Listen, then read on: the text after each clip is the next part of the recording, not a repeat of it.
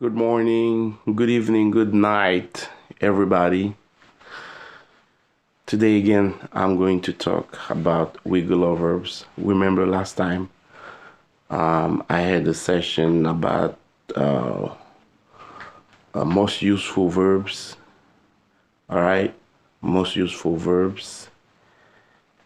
And then today I'm gonna have a course about the regular verbs as I promised you. So I'm just waiting for a couple people to join in. Bonjour, bonsoir tout le monde. Encore une fois, c'est votre ami. Okay.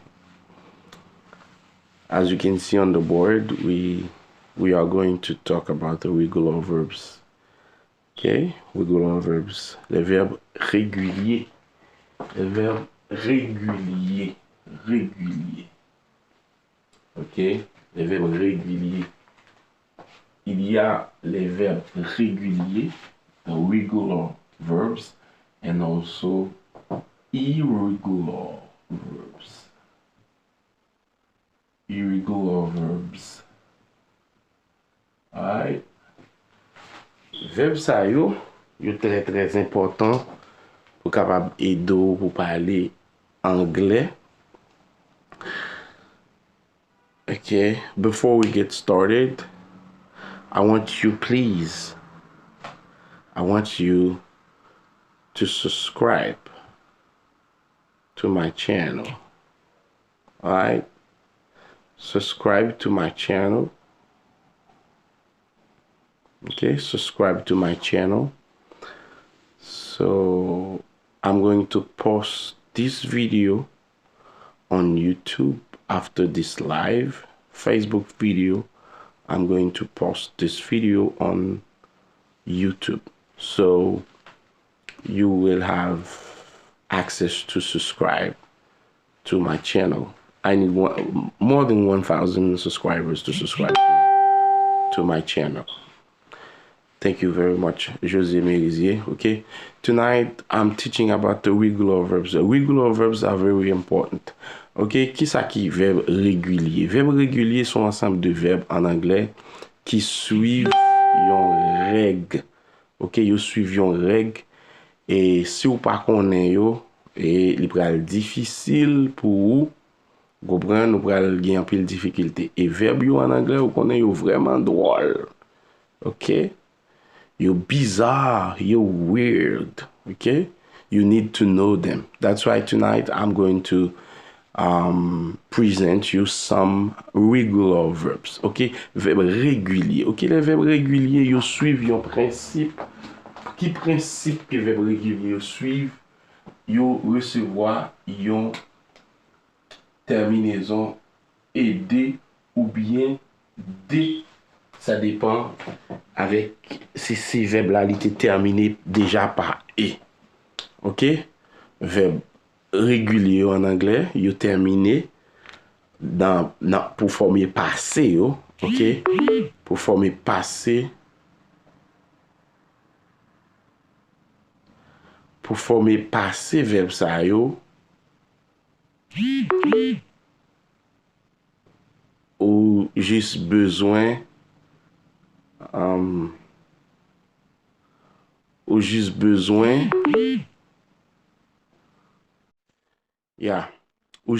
qu'on ait passé verbe là.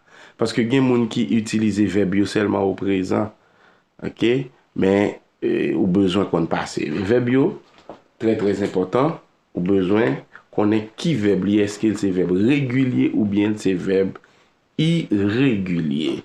That's why we say regular verbs and irregular verbs. Regular verbs and irregular verbs. Okay, ou pas besoin. You don't need to know this like regular verbs. You are not going to say that in a daily conversation, okay? You don't need this in daily conversation. What you need to know the verb and the past tense and the meaning of the verbs. Okay, ou besoin connaître signification. As I told you, you don't need to know this is a verb, this is an adjective, etc. Ok? M'bral prononcer, pas oublier nous verbe régulier. Verbe régulier, ça veut dire former un passé avec aider ou bien des. Mais, ou besoin qu'on ait son verbe ça. Ok? You need to know how to pronounce these verbs. Okay?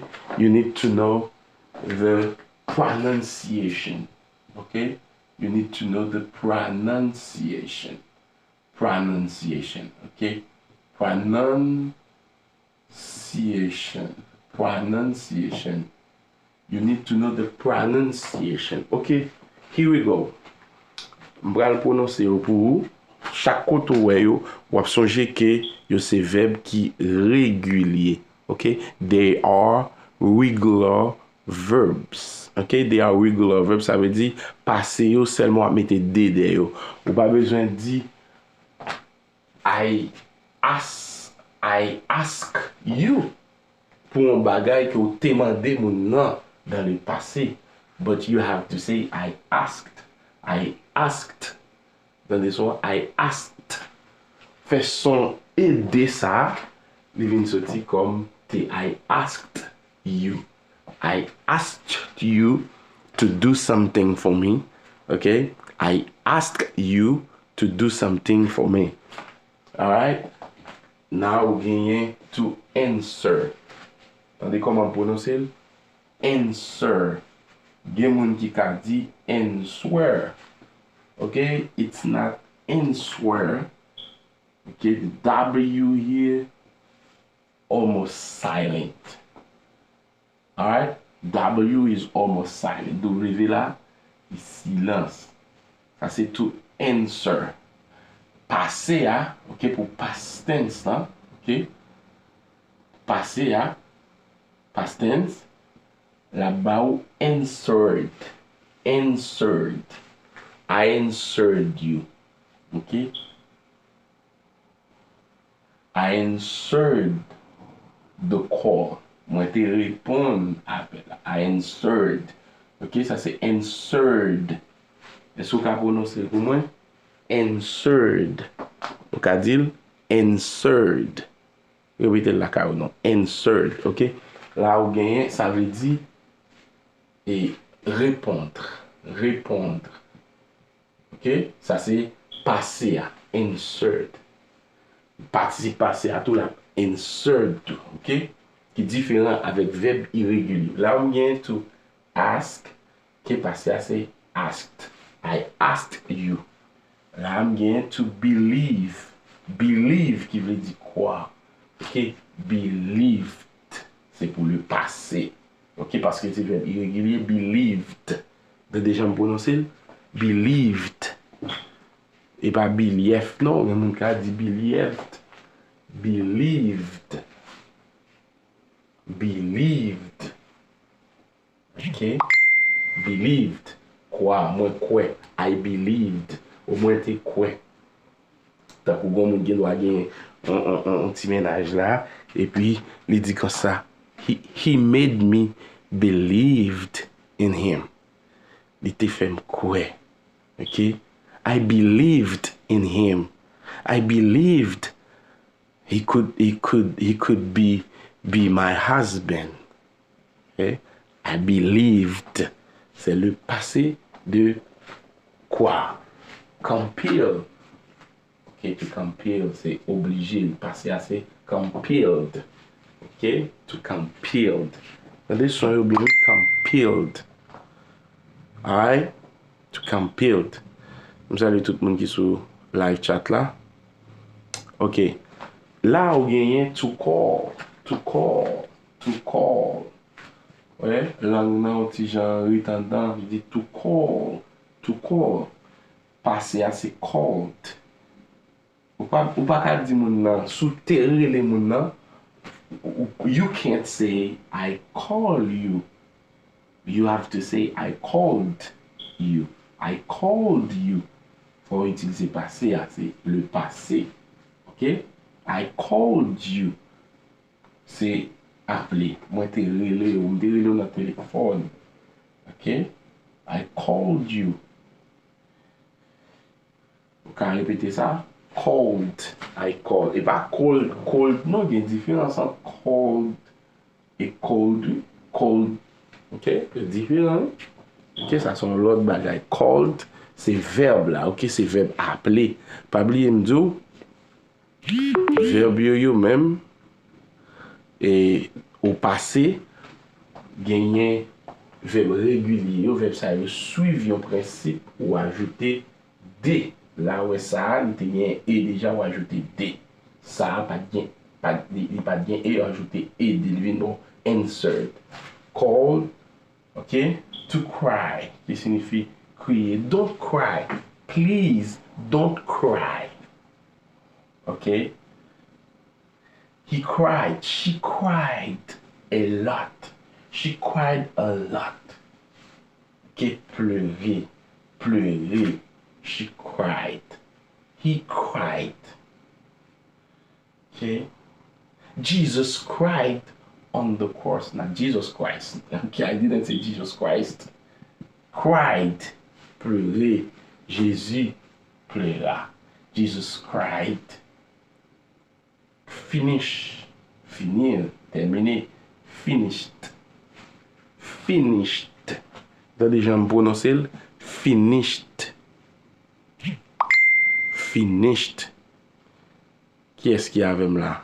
C'est celle Josier qui partage live là. Thank you very much Josier for sharing the live. Japasco Cabine. Luxon Dexter. God bless you all. God bless you all. Ok. N'a pas oui to hate. Voilà, H ça li son H qui aspire to hate.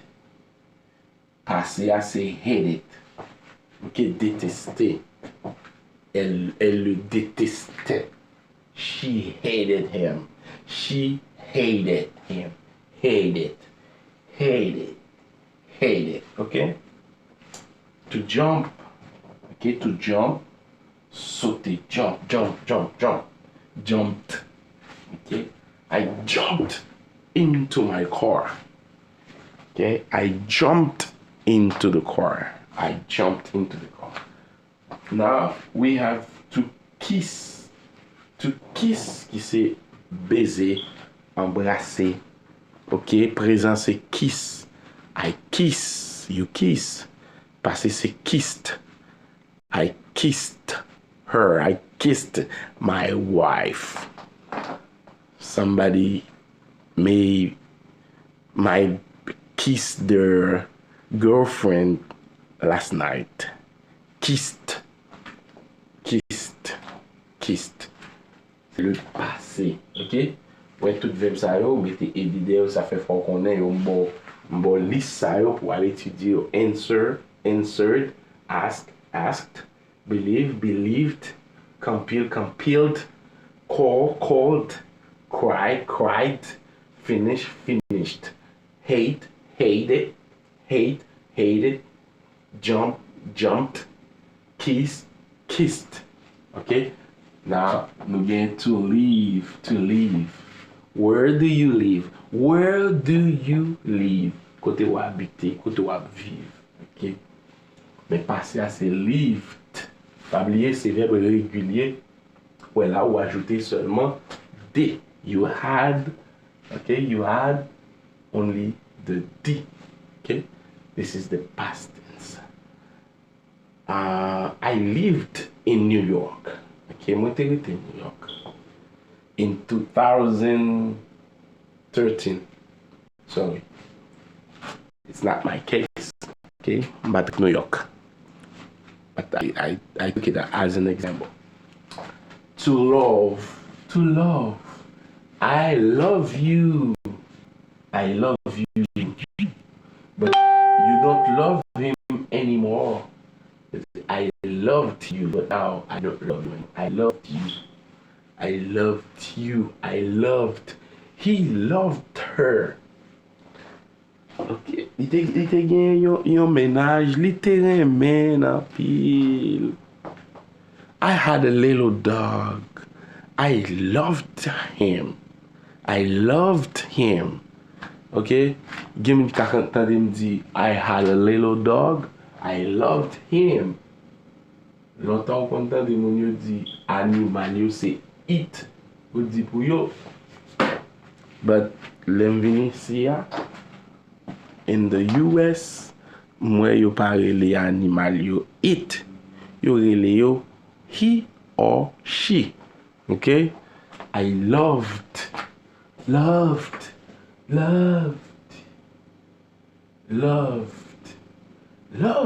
is a very, very good thing. Okay? You have to love all the time. All the time. Every day you have to love. Love your neighbors. Love your wife. Love your husband. Love your kids. Love your parents. Love your brothers and sisters. Brothers and sisters. Wife, husband. They need love. The world needs love. Alright? The world needs love. To love, c'est aimer. Aimer. I love you. I loved you. I loved, c'est le passé. Okay? I loved you. Moi te remè. Okay? Moi remè. I love you. Moi te remè. I loved you. I miss you. Tu me manques. Okay? I missed you, tu me manques. Okay?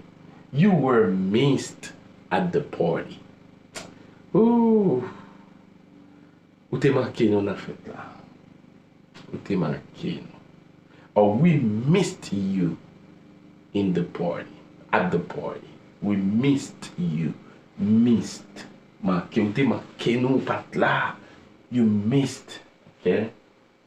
To move. To move. Et se déplacer. Déménager. I will move. I will move tomorrow. I will move. Oh, is Angela live there? No, she moved. On va pas dire she moved, non, parce qu'elle get a move. C'est passé. She moved to.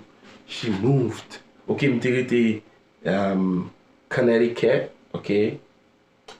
Then I moved to South Florida. Okay. I moved. Move, c'est se déplacer. Need, to need. Need, besoin.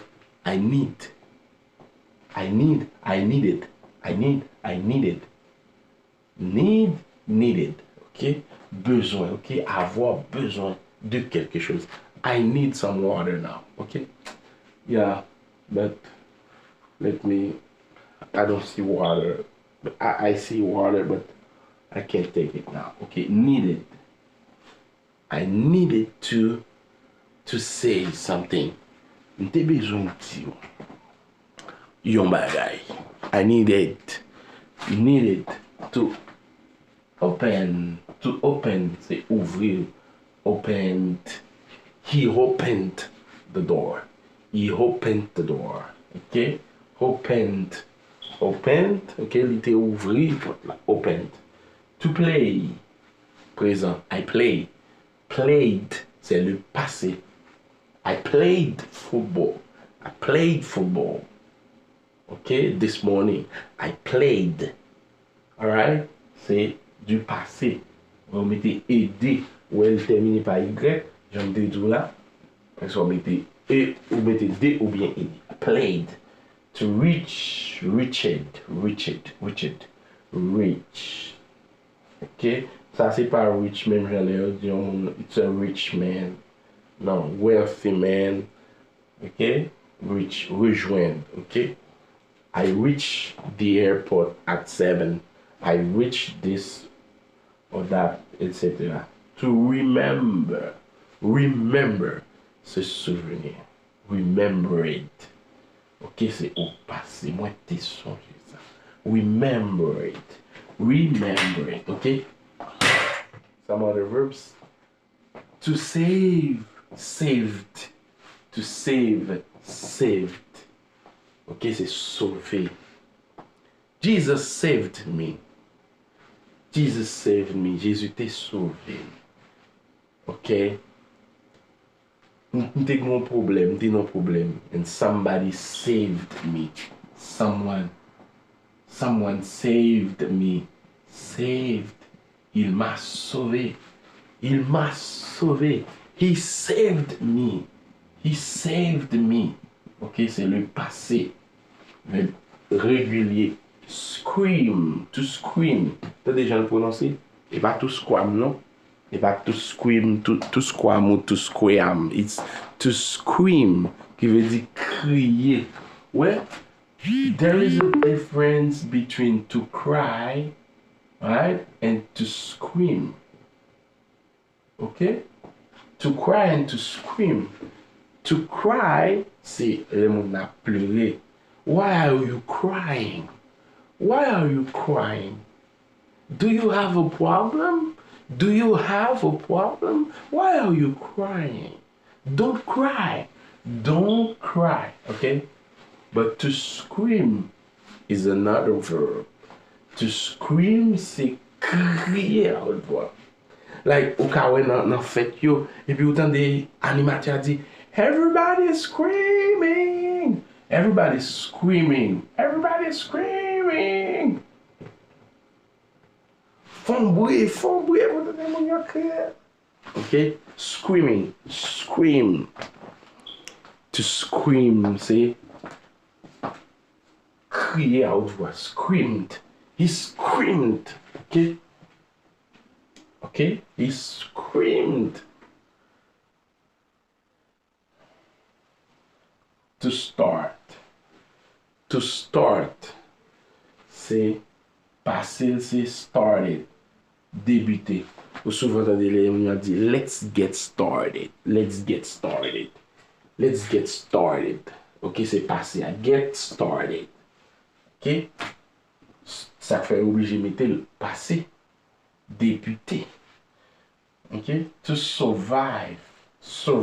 To survey. Surveyed. C'est inspecter. Ok? Faire un bilan quelconque. Surveyed. To survive. Vous avez déjà me dit moi ça? Survive. Survive. Ok? Moi ça presque bon même son avec sugar. But it's not the same, but sure. Survive. Survive. Ou presque même son avec sure. Survive. Survive. Survived. I survived the earthquake in 2010. Okay? I survived. Okay? Survive veut dire survivre, je suis survivant dans l'événement passé, moi survive. Okay? To travel. Travel, c'est voyager. Ou ka travel nan bus, ou ka travel nan car, ou ka travel nan plane. Okay? Travel, the past tense is traveled. Okay, let me see if I have somebody with me. All right. And then we have to walk. To walk. Ouais? Il y a une différence avec to walk and to work. Walk and work. Walked. Okay, I walked. Okay, moi tap marché. I walked on the street. Why I walk on the street in the car? You know, to walk. To walk, il veut dire marcher. Moi tap marché, c'est passer. To watch. To watch veut dire regarder. Mettez parti passer à watch. To watch. Watch. Watch. Regarder. Okay? To watch. Passer, ça c'est passer. And then we have to work. Worked. I worked. I worked. Moi t'ai travail.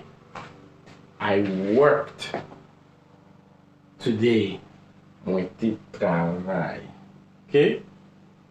So I just give you some regular verbs and I promise you, okay, I will have a course over the irregular verbs. Okay? Faut konnen yo, sou pa konnen yo, yo très nuisible. Okay? Tako par exemple, de irregular verb ou gen verb to go, passe a li bo went. Okay? Et puis gone ou participe passé a. You understand? Ouais, là, li même li son verbe qui irrégulier. Okay, li son verbe qui irrégulier. Okay, thank you very much, guys. God bless you.